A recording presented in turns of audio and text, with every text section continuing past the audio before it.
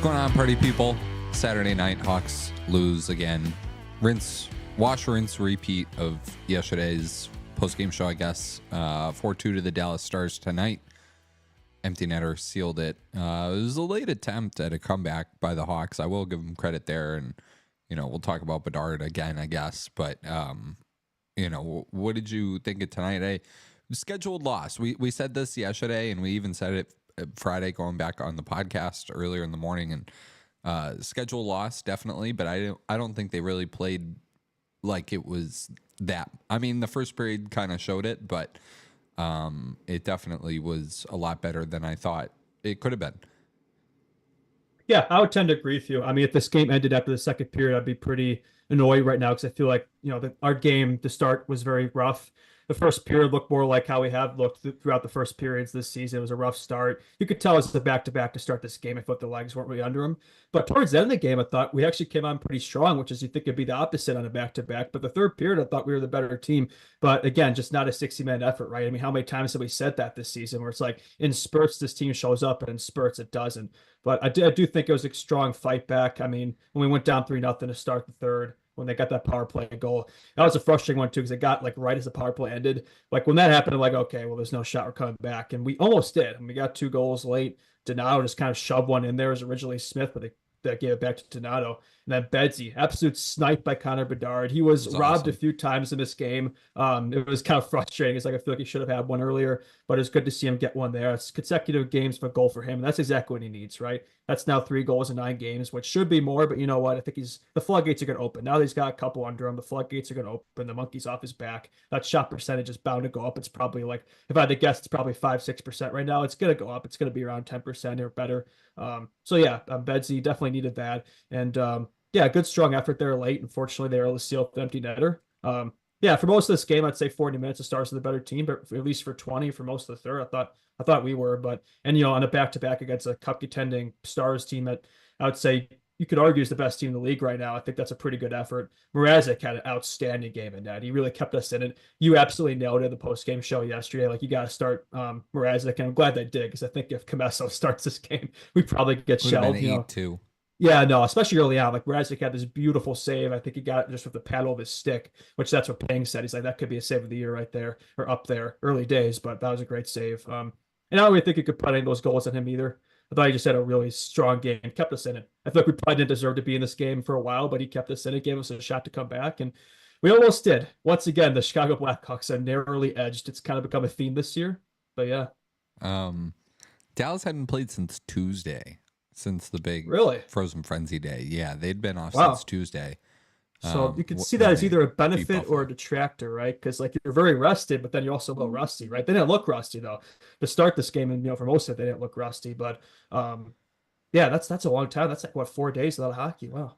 Yeah, I mean they looked well rested. Honestly, is what they look like, and that's a Stanley Cup contender too. So that's the difference right there. Even and I think I'm gonna say it Monday, I guess, on the podcast, but we're gonna start hearing more of these trade talk stuff. I think after some of these games where you're right there and Bedard is so good and you're seeing that the rest of the team you've built is pretty good. I mean, depending on how some of these pieces click, I just think that they're liking what they're building right now. So I think that it's going to be it's going to be a conversation of, can you like what you have been building while also maybe subtracting some of it to augment other parts of it, right? But it was a good game. I think, but they did what they said, what we said they couldn't do, which was walk away from this pointless. So, kind of tough game. And it feels like this shouldn't, right? It feels like we should have come away with points either this game or last night. Either of them could have, would have, should have. It's been that way a lot in a lot of games this season. But no, it was a strong effort, really. I mean, against a really strong Stars team. I'm also really glad, even though the line didn't really do much, I'm glad Richardson finally made some adjustments. He actually threw Reichel up there, or Teravainen and Bedard, which, to be fair, that line didn't really do much. I know Betsy got a goal late, but that was kind of he wasn't really out there with those guys. It was kind of one of those like in between transition things. Maroon 2 assists. That's something I would have predicted. He had a good game. Yeah, Um, Pat um, Maroon sneaky 14 minutes tonight. yeah. I will say this might have been his best game as a Hawk. He was really strong today. More minutes than Taylor Hall tonight. That second line was so. I mean, I hardly noticed them tonight, and that's a line that needs to get going. Like we need two working top lines, and right now we have one.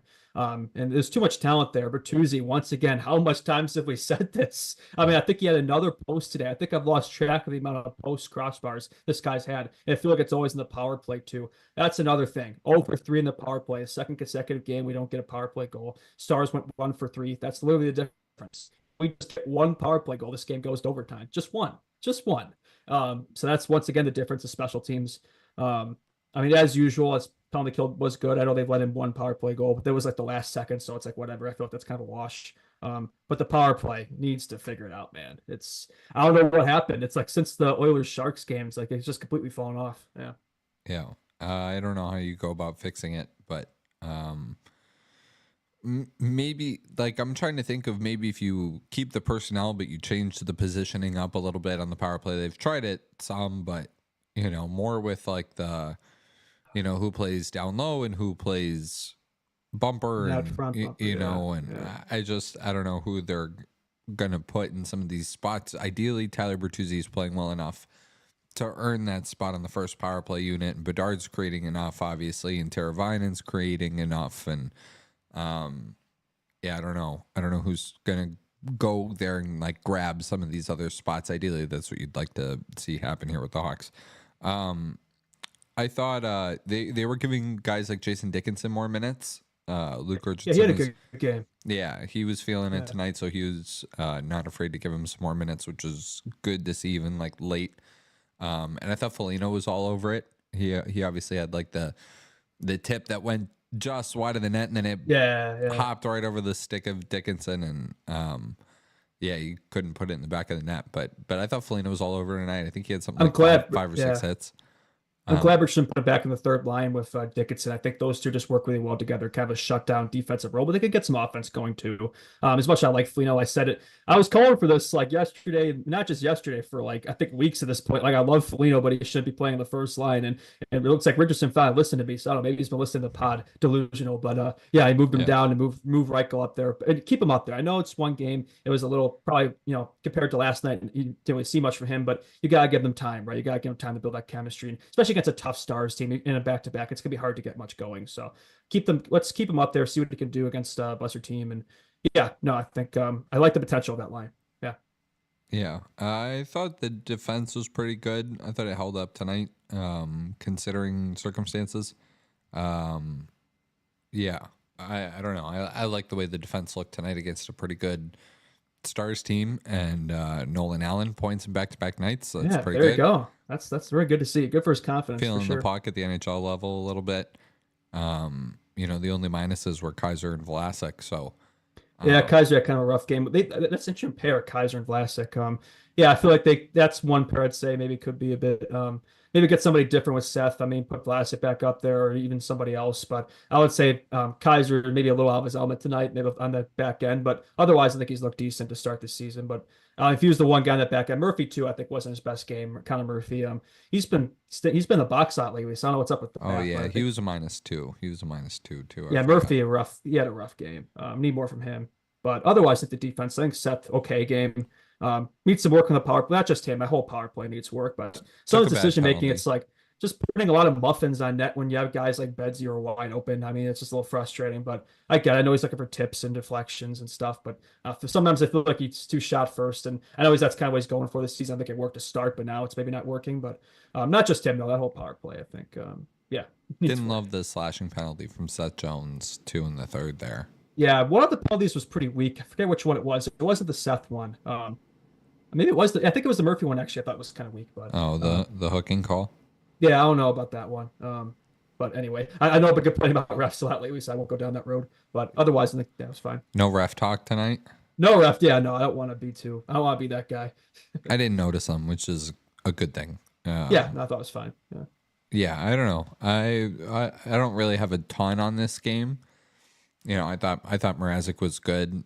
He was really sharp, and they needed him to be, and he was dialed in for this game, and I think this was his best he game of the wanted season. it. Yeah, Yeah. he wanted it Yeah. really badly. I mean, he You almost could dragged tell. us to victory for a while. I mean, this game was 1-0 for a long time, and it had no business being 1-0, then 2-0, and then they had the third one. But after that, I thought we were the better team, but just didn't quite have enough there. The goals came a little too late. We didn't have quite enough time to tie it up there. But no, I I think it's a good effort for the Hawks, though. I mean, to show that fight back. I think last year's team would have rolled over and died, going down 3-0 against a Stars team like that. But we almost pulled off a comeback against one of the best teams in the league. So it's a positive, but at the same time, we're 2-6-1. And how many games have we said this? How many games have we said, oh, this is one we could have come away with? I feel like that's become the theme. And it's a little, you got to find a way to close out games like this. It's not going to happen a lot with this team, but it's got to happen occasionally, sometimes, right? But we are showing more competitiveness. This team is clearly better than last year. I know the record doesn't show it yet, but it will. It will. I mean, it's not, this team's been kind of unlucky, I feel like. I feel like it's going to reverse. I feel like this team's due for a few wins, I think. And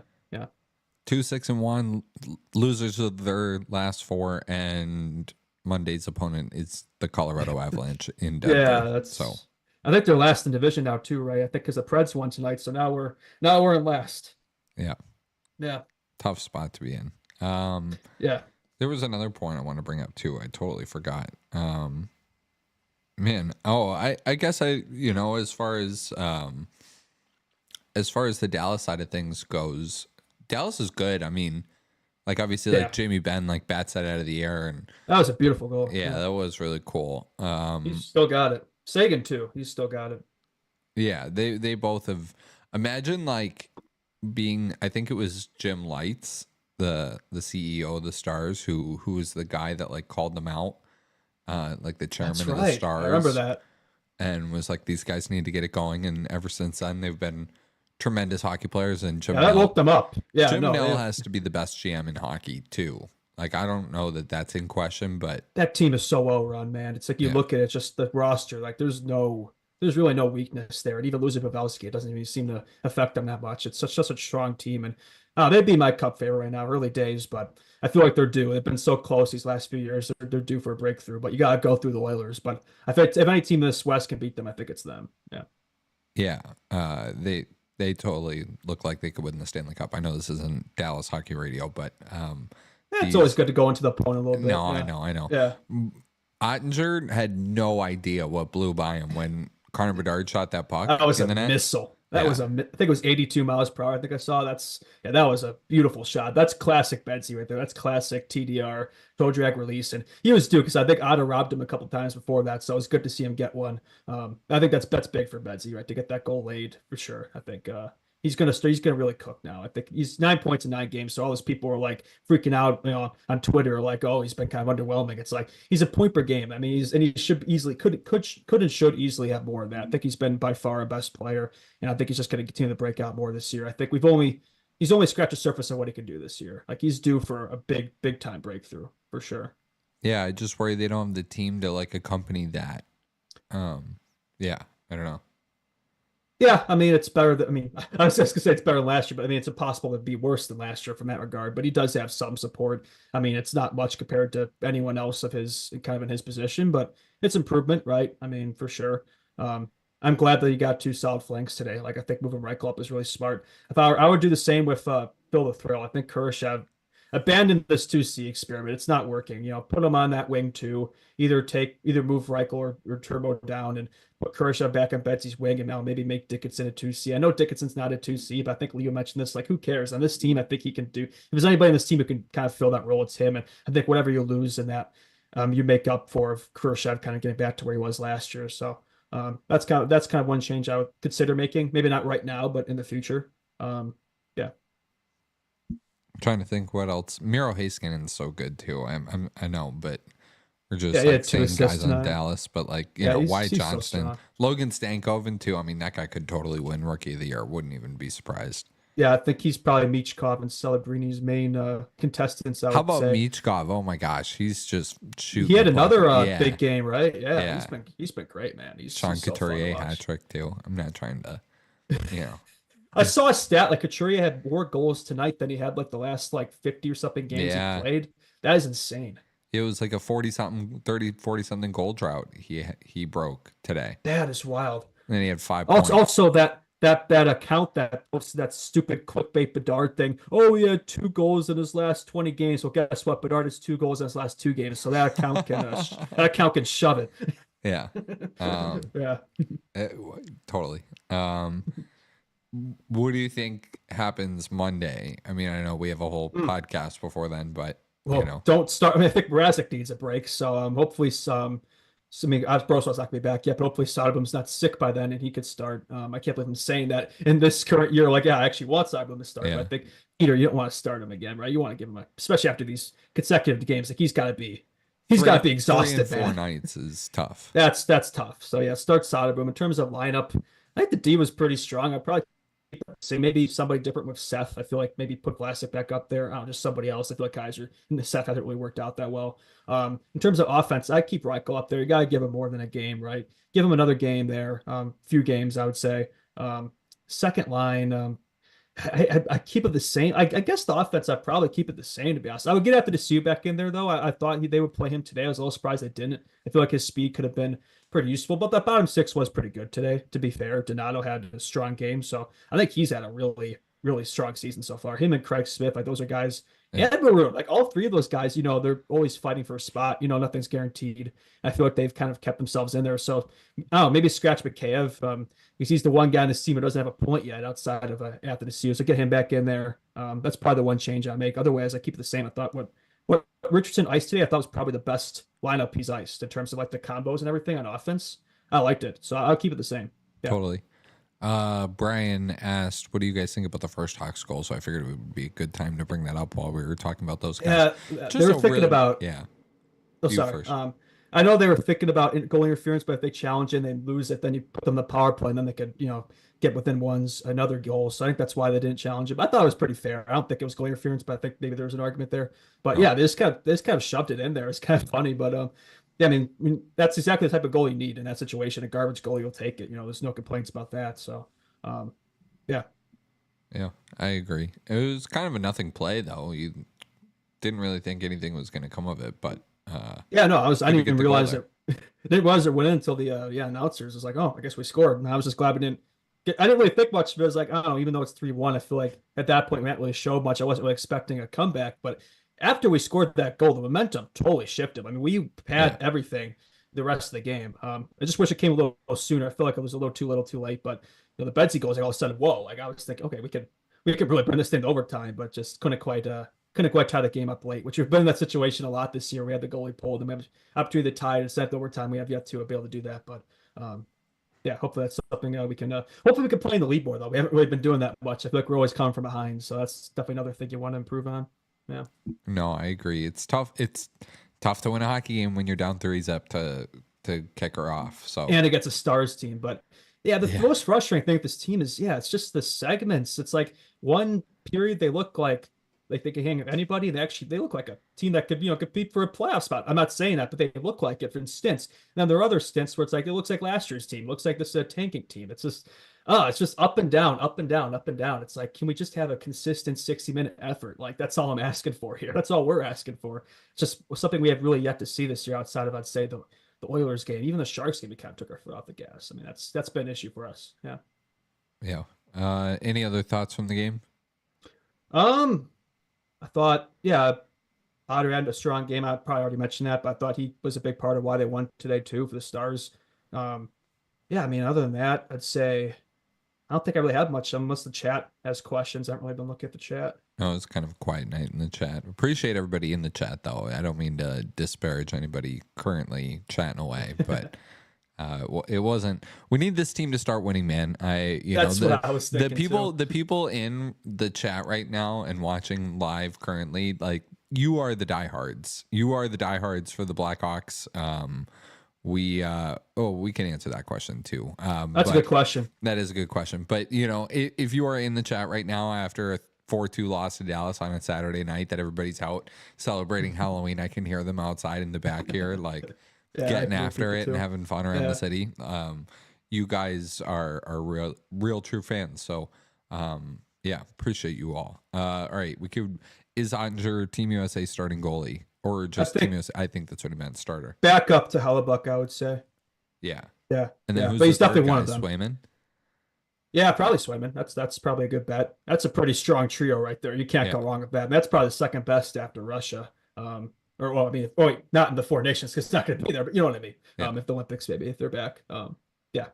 Also, other question: do you think they break up Bedard and Turbo? Unless you take Kurashev off of center and want to move him back to wing, that's the only like way I'd see them consider breaking those two up. I don't think they will. I think they look good together. I know it's been a while since they've struck, but I think they still look good. They got that chemistry, so I don't think they would unless they move Kurashev back to wing. Because I don't know if they want all three of them in the same line. They might, but they probably want somebody like Bertuzzi or Foligno up there. Which I hope to keep Reichel up there, but I'm just thinking logically they're probably not. He's probably gonna get bumped down. Not next game, but maybe and maybe it's just a trial run just to reward him for how well he's been playing, and they get him maybe second or third line instead. But I think he should be playing in the top six. But to answer your question, no. Yeah.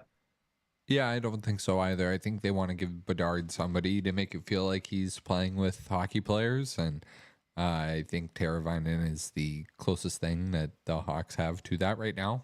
That's a great point. Like Yeah. he's like the one guy in this team who's like even close to him in terms of not just like talent, but just like mind. Bedard's mentioned this. Like they think the game the same way, and that's a big thing to have that chemistry. And we've seen that. So I don't think that's something they would consider breaking up. At least not for maybe temporarily, but not for an extended period of time. Yeah. All right. I actually got something else to talk about. Oh, actually, yeah, yeah, sure. the Rockford Ice Dogs. You gotta get that prospect talk in there. True. They had a 5-3 win today against the Moose, and Levshinov got his first point. I watched. He looked really good. Really strong debut from Levshinov. First game, but I thought he was really solid, really composed.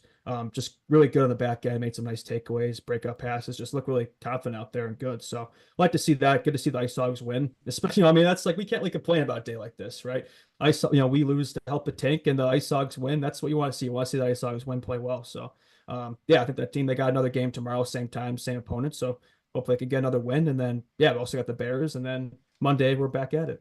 Yeah, Monday we were back at it. Last question, and then we'll wrap. From Quinn: are all the boys dressing up for the Wednesday pod? We can have the listeners decide either we'll dress up for the Wednesday pod or we'll dress up for the Thursday night post game because they do play on Halloween night too. So I was thinking about that as a little bit of a surprise, but I got a costume in mind. Yeah, I think I won't spoil it. Oh gosh, that makes me nervous. So maybe we'll do that. But also remember that Lee said he would get a tattoo when we hit 1,000 subscribers. So make sure you head over and subscribe to the podcast right now at Chicago Hockey Radio right here if you're watching this live. We're over a tenth of the way there. Channel, yeah, we're a tenth of the way there to getting him to get a tattoo, and maybe we'll take the best listener suggestion for that once we finally get there too. But also follow us on Instagram at Chicago Hockey Radio.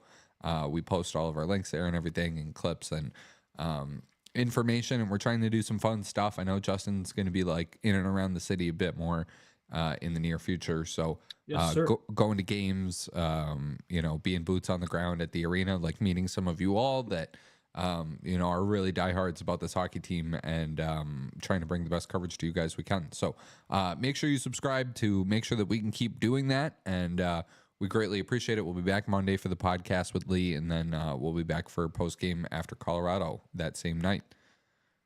All right. Peace out.